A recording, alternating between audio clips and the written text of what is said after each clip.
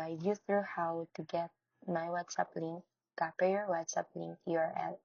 So the first thing you need to do is to open WhatsApp app and go to the chat your profile where you want to create the link. Then tap on the three dots on the top right, select settings and navigate to link devices or click the chat depending on your version. Next, choose share link or copy link to grab your personal WhatsApp URL.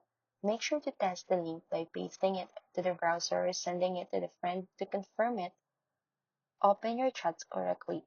Once confirmed, you can paste it in email, social media, or your website to let anyone message you instantly without saving your number. Remember, this works for both personal and business accounts. If you're using WhatsApp Business, you can also customize your link with pre-written message to make it more professional.